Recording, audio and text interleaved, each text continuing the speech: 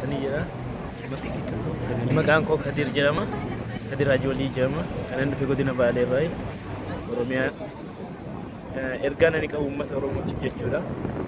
Ergaan koo isiniif haa ga'u uummata Oromootiif jecha kan biyya keessaas ta'e kan biyya alaa.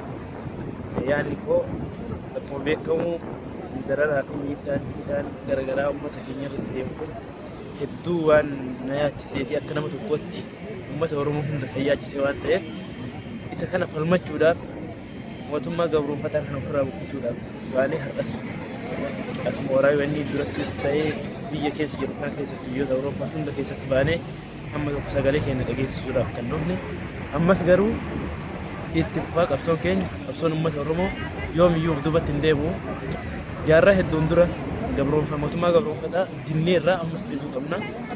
Uummanni Oromoo ammas mootummaa gabroonfataaf gootaa hin kenninu yeegiddi mootummaa gabroonfataa kana ofirraa kufna jennee abdii guddaan qaba.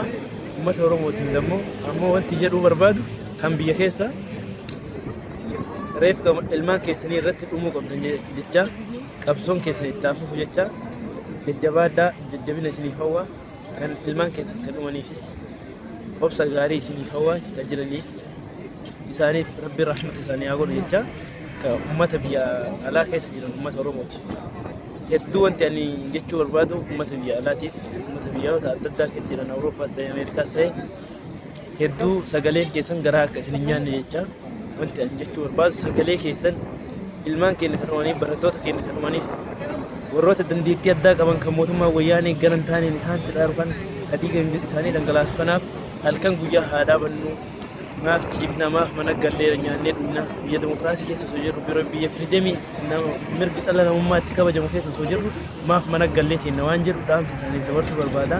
Gamoo kanaan akka kiyyatti ergaa bal'oon wanni ani qabu kana galatoomaa hedduu galatoom.